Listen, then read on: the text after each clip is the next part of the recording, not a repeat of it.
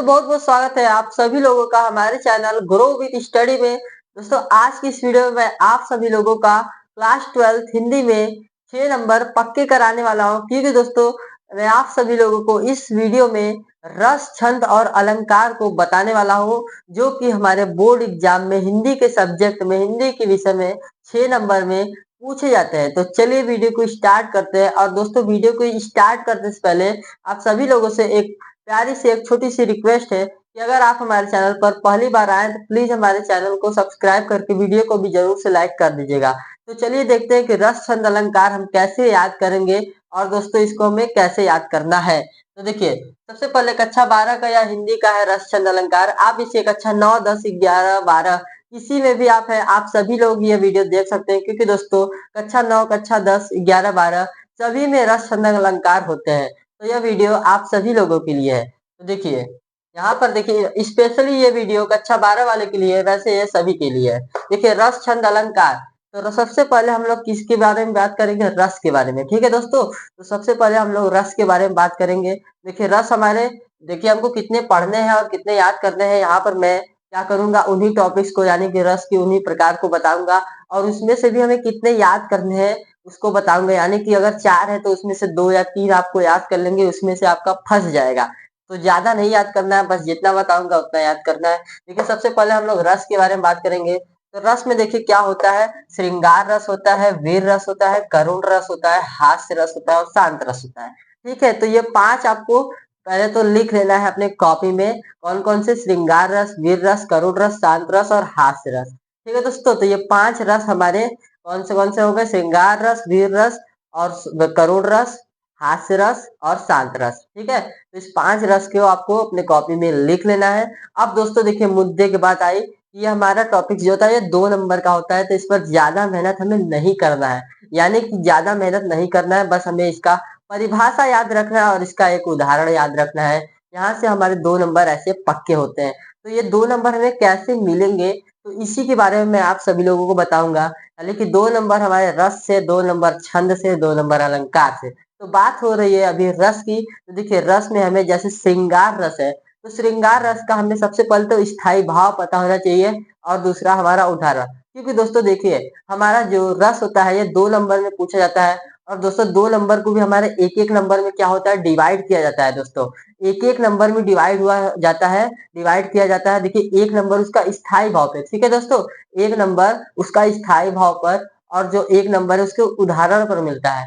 ठीक है, तो सबसे पहले मैं आपको बताऊंगा सभी रस का क्या स्थायी भाव। तो चलिए देखते हैं। देखिए सबसे पहले यहाँ पर क्या करूंगा मैं, इसका स्थायी भाव लिखने जा रहा हूँ। इसका स्थायी भाव क्या होता है? रति। श्रृंगार रस का स्थायी भाव क्या होता है? रति। वीर रस का क्या होता है? उत्साह होता है। ठीक है दोस्तों, याद रखिएगा ये को, इस सभी को याद रखिएगा। ये 5 में से, इन सभी पांचों में से, मतलब कि ये 5 जितने भी रस है, इसमें से आपके एग्जाम में कोई एक न एक 110% फंसेगा, जरूर से जरूर फंसेगा। बस आप लोग वीडियो को लास्ट तक देखिए। यहाँ पर देखिए करुण, करुण रस का क्या हो जाता है? ठीक है, करुण रस का हो जाता है स्थायी भाव शोक। उसके बाद हास्य रस का स्थायी भाव हो जाता है हास। और शांत रस, शांत रस का क्या हो जाता है? निर्वेद। तो दोस्तों इस प्रकार से हमारे पांचों रस के स्थायी भाव हमने बोर्ड पर लिख दिए हैं, आप लोग देख सकते हैं। तो श्रृंगार रस का हमारा स्थायी भाव होता है, क्या होता है? रति होता है। उसके बाद वीर रस का स्थायी भाव क्या होता है? उत्साह होता है। शांत रस का स्थायी भाव क्या होता है? शांत रस का स्थायी भाव निर्वेद होता है। और उसके बाद हमारा कौन सा? हास्य रस, हास्य रस का स्थायी भाव क्या होता है? हास होता है। और करुण रस का स्थायी भाव शोक होता है। तो इस प्रकार से हमें स्थायी भाव को याद रखना है अपने माइंड में। एक बार आपको याद हो गया तो फिर दोबारा आप नहीं भूलेंगे, ये मेरी गारंटी है। बस एक बार आप लोग इसे अच्छे से याद कर लीजिएगा। तो देखिए इस प्रकार से हमें 1 नंबर पक्के हो जाएंगे यहाँ से स्थायी भाव से। क्योंकि दोस्तों जो टीचर होते हैं, जो एग्जामिनर्स होते हैं, जो कॉपी चेक करते हैं, वो पहली बात तो ये कि स्थायी भाव देखता है, जो भी रस आपने लिखा होगा उसका स्थायी भाव देखेंगे, और दूसरा उसका उदाहरण। और एक एक नंबर पर बटा होता है, ये एक नंबर इसके स्थायी भाव पर, यानी इसके स्थायी भाव या परिभाषा पर, और एक नंबर इसे परिभाषा नहीं, आप लोग क्या करेंगे स्थायी भाव को लिखते हैं, और उसके बाद 1 नंबर उदाहरण पर। तो इस प्रकार से 2 नंबर ये हो जाते हैं। तो देखिए हमने आपको स्थायी भाव बता दिया। अब स्थायी भाव आप लोग तैयार कर लीजिए। अब स्थायी भाव के साथ-साथ उसका उदाहरण भी आप लोग तैयार कर लीजिएगा। ये आपका होमवर्क है। दोस्तों इसका उदाहरण भी आप लोग ज़रूर से तैयार कर लीजिएगा। और दोस्तों अगर इसका पीडीएफ चाहिए उदाहरण के साथ, तो मैं आपको इसको प्रोवाइड ज़रूर से करा दूँगा। बस वीडियो को लास्ट तक देखिएगा, उसके बाद मैं आपको बताऊँगा कि इसका उदाहरण आपको कैसे मिलेगा मेरे द्वारा। देखिए चौपाई, चौपाई क्या होता है? सबसे पहले छंद क्या होता है? देखिए छंद में ही हमारे क्या आते हैं? चौपाई आते हैं, दोहा आता है, सोरठा आता है और कुंडलिया आता है। तो ये हमारे 4 क्या है? छंद है। ठीक है दोस्तों? तो ये 4 छंद है। अब देखिए बात आई चौपाई क्या होता है? चौपाई में हमारा कौन सा छंद होता है? तो चौपाई हमारा होता है सममात्रिक छंद। क्या होता है? सममात्रिक छंद होता है। ये हमारा सममात्रिक होता है। सममात्रिक, ये हमारा सममात्रिक छंद होता है। और दोस्तों इसमें हमारा क्या होता है? जो चौपाई होता है ये हमारा क्या सममात्रिक छंद होता है। और इसके प्रत्येक चरण में यानी कि इसके 4 चरण होते हैं। प्रत्येक चरण में कितनी मात्राएं होती हैं? 16 मात्राएं। तो इसको भी आप लोग याद रखिएगा। देखिए 16 मात्राएं होती है इसमें। देखिए हमारे 4 चरण होते हैं चौपाई में। सबसे पहले मैं बता दे रहा हूँ, प्रत्येक चरण में हमारे 16 मात्राएं होते हैं। ये देखिए चौपाई हमारा सममात्रिक छंद होता है। इसमें 4 चरण होते हैं, प्रत्येक चरण में 16-16 मात्राएं होती हैं। उदाहरण के लिए हमारा जैसे हनुमान चालीसा भी अगर आप लोग इसमें 4 लाइन लिख देंगे तो ये भी हमारा चौपाई का ही काम करेगा। तो देखिए अब दोहा की बात है। तो देखिए दोहा हमारा क्या होता है? एक अर्ध सममात्रिक छंद होता है। देखिए दोहा जो होता है वो हमारा अर्ध सममात्रिक छंद होता है। इसमें भी हमारे 4 चरण होते हैं। 4 चरण होते हैं। और देखिए दोस्तों इसमें बस क्या होता है? देखिए दोहा में कितने चरण होते हैं? 4 चरण होते हैं। और इसमें हमारे जो दोहा होता है इसमें हमारे जो पहला और तीसरा चरण होता है उसमें कितने 13-13 मात्राएं होती है। और दूसरा और चौथा जो होता है उसमें 11-11 मात्राएं होती हैं। तो देखिए पहला और दूसरा चरण, पहला और तीसरा चरण में ना 13-13 मात्राएं, वह दूसरा और चौथा में 11-11। यहाँ पे देखिए लिख दे रहा हूँ फर्स्ट एंड थर्ड, ठीक, यहाँ पर सेकेंड और, तो आप लोग इसे समझ जाइएगा। तो देखिए ये हो गया हमारा दोहा। तो अब देखिए सोरठा की बात आई।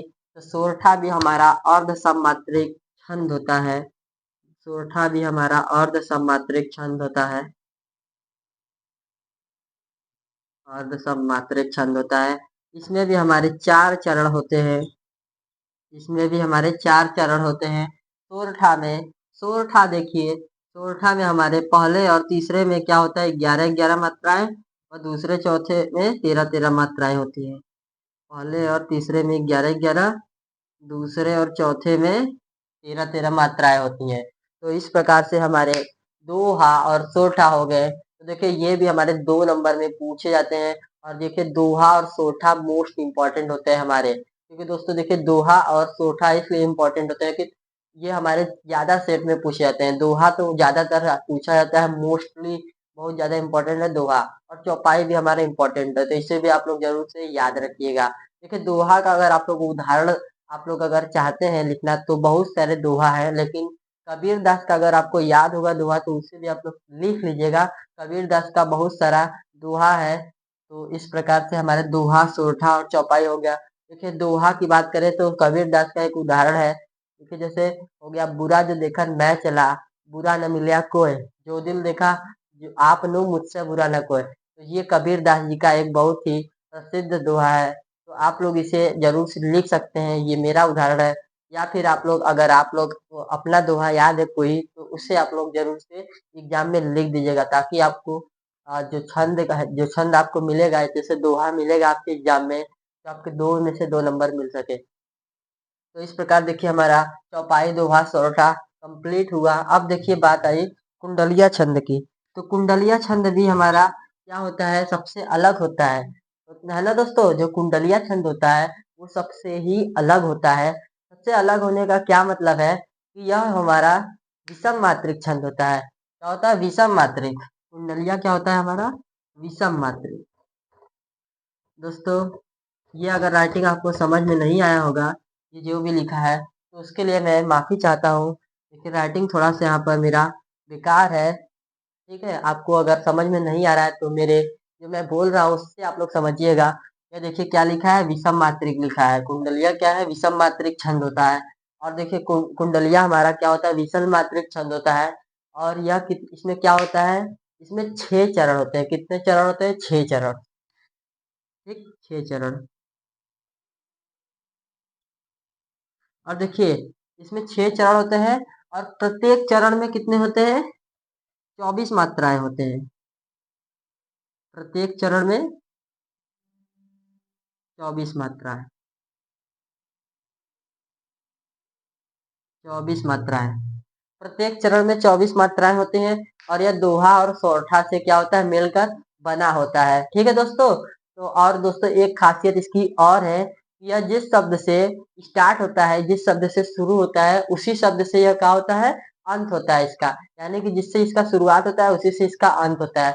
उदाहरण के लिए मैं बात करूं तो एक बहुत ही अच्छा उदाहरण है, मेरे दिमाग में आया है, तो मैं इसे आपके साथ साझा करने जा रहा हूँ। देखिए कुंडलिया का उदाहरण है, कुंडलिया छंद का। देखिए जैसे एक है, पॉकेट में पीड़ा भरी कौन सुने फरियाद। पॉकेट में पीड़ा भरी कौन सुने फरियाद, ये महंगाई देखकर वे दिन आते याद। ये महंगाई देखकर वे दिन आते याद। वे दिन आते याद जेब में पैसे रख कर। वे दिन आते याद जेब में पैसे रख कर, सौदा लाते थे बाजार से थैला भरकर। ठीक है, सौदा लाते थे बाजार से थैला भरकर। धक्का मारा युग ने।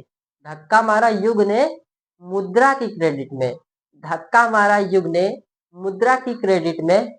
रुपया है थैले में, सौदा है पॉकेट में। ठीक है दोस्तों, जो रुपया है वो थैले में है और जो सौदा है वो पॉकेट में है।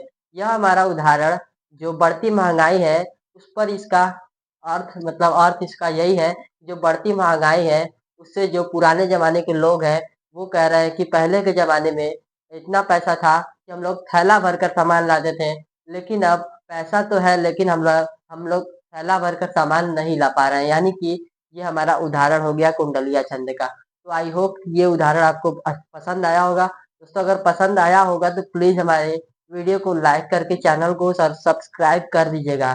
तो अब बढ़ते हैं अपने कौन से अलंकार की तरफ। देखिए अलंकार भी हमारा 2 नंबर में पूछा जाता है। ये भी हमारा 2 नंबर में पूछा जाता है। ये भी 2 नंबर में पूछा जाता है। और ये भी 2 नंबर में पूछा जाता है। तो देखिए अनुप्रास अलंकार, यमक अलंकार, क्लेश अलंकार, उपमा अलंकार, रूपक अलंकार, उत्प्रेक्षा अलंकार, भ्रांतिमान अलंकार और संदेह अलंकार। ठीक है दोस्तों, तो इस प्रकार से हमारे 8 अलंकार हैं आपके बोर्ड पर। यानी कि बोर्ड पर आप लोग 8 अलंकार देख रहे हैं। अगर इसमें से आप लोग 4 से 5 में जो आपको बताऊंगा वो आप लोग याद करेंगे तो आपके एग्जाम में 110% वही अलंकार पूछे जाएंगे आपके पेपर में। तो चलिए देखते हैं। सबसे पहले हमारा अनुप्रास अलंकार है। अनुप्रास अलंकार देखिए क्या होता है। अनुप्रास अलंकार क्या होता है? इसमें जो वर्णों की बार बार आवृत्ति होती है, यानी कि एक ही वर्ण मतलब बार बार आवृत्ति होती है, जैसे रघुपति राघव राजा राम, पतित पावन सीता राम। तो इस प्रकार से हमारा यह क्या है? अनुप्रास अलंकार है। इस प्रकार देखिए अब यमक अलंकार। यमक का अर्थ क्या होता है? सबसे पहले यमक का अर्थ होता है युग्म। युग्म मतलब जोड़ा। तो इसमें इसका मतलब क्या होता है कि एक ही शब्द मतलब युग्म में भी बनते हैं। एक ही शब्द मतलब युग्म में बनते हैं और उनका अर्थ जो है भिन्न भिन्न होता है। तो ये हो गए हमारे यमक अलंकार। और भी देखिए श्लेष अलंकार है, उपमा अलंकार है, रूपक अलंकार है, ठीक, प्रेक्षा अलंकार है, भ्रांतिमान अलंकार है, श्लेष संदेह अलंकार है। भ्रांतिमान मतलब होता है भ्रम, किसी चीज के भ्रम में रहना। संदेह अलंकार मतलब, संदेह अलंकार मतलब देखिए किसी चीज का संदेह होना। भ्रांतिमान मतलब किसी चीज का भ्रम होना। जैसे नारी बीच साड़ी है कि साड़ी बीच नारी, कि साड़ी ही की नारी है, कि साड़ी की ही नारी है, कि नारी की ही साड़ी। तो यह हो गया हमारा भ्रांतिमान अलंकार, सॉरी संदेह अलंकार हो गया। तो इस प्रकार से ये हमारा अलंकार भी खत्म हुआ। तो आपको मैं अब इम्पोर्टेंट बताने जा रहा हूँ। देखिए आप अगर इसमें से 3 याद करेंगे तो आपके एग्जाम में पक्का फंसेगा। देखिए, सबसे इम्पोर्टेंट है श्रृंगार रस, श्रृंगार रस। और दूसरा हमारा है कौन सा? वीर रस। ठीक, श्रृंगार रस, वीर रस। एक और है हमारा हास्य रस। देखिए, करुण और शांत में से भी आप लोग एक याद कर लेंगे तो आपका ही प्रॉफिट होगा, मेरा कोई प्रॉफिट नहीं होगा। क्योंकि दोस्तों यहाँ पर देखिए, अगर आप लोग एक और याद करेंगे तो यहाँ से देखिए 4 आपके याद रहेंगे तो फिर आपका कोई भी आ जाए 110% कोई एक ना एक आपका आना फिक्स है। तो आप लोग जरूर से इस 4 को याद कर लीजिएगा, एक को किसी को छोड़ दीजिएगा। इसमें से देखिए मैं आपको बताऊं, 3 याद कर लीजिएगा। ठीक, अगर आपसे कुंडलिया याद नहीं करने का मन है तो चौपाई, दोहा, सोरठा याद कर लीजिएगा, उसी में से आपका फंस जाएगा। और दोस्तों देखिए, इसमें से आप लोग इसमें से देखिए अनुप्रास अलंकार, उपमा अलंकार, रूपक अलंकार, और एक ये दोनों छोड़ दीजिए, यमक अलंकार और एक श्लेष अलंकार। इन्हीं पांचों को आप लोग याद कर लेंगे तो आपके एग्जाम में 110% चांसेस है कि आपका ये फंस जाए। तो दोस्तों इस प्रकार से इस वीडियो में मैं आप सभी लोगों का 6 नंबर क्लियर कराया हूँ, वो भी बिल्कुल क्लियर रूप से, यानी कि एकदम आसानी से सभी का उदाहरण देते हुए मैं आप सभी लोगों को बहुत ही आसानी से रस छंद और अलंकार बताया हूँ। काव्य सौंदर्य के ये सब क्या होते हैं? तत्व होते हैं। काव्य सौंदर्य के तत्व, काव्य सौंदर्य क्या होता है? जो काव्य की सौंदर्यता को, उसके रूप को क्या बढ़ाता है, यानी कि उसके रूप को, काव्य सौंदर्य को शोभा देने के लिए उनके रूप को बढ़ाता है, तो वही होता है हमारा काव्य सौंदर्य के तत्व। और ये क्या होते हैं? रस छंद अलंकार होते हैं। तो दोस्तों इस वीडियो में मैं आप सभी लोगों को रस छंद और अलंकार बहुत ही आसानी से समझाया हूँ। आशा करता हूँ कि आप सभी लोगों को यह बेहद ही पसंद आया होगा और अच्छे से समझ में आया होगा। तो मैं मिलता हूँ अपने नेक्स्ट वीडियो में, तब तक के लिए जय हिंद जय भारत। चैनल को सब्सक्राइब जरूर से कर दीजिएगा और वीडियो को जितना हो सके शेयर जरूर से कर दीजिएगा। मिलते हैं नेक्स्ट वीडियो में, तब तक के लिए थैंक यू।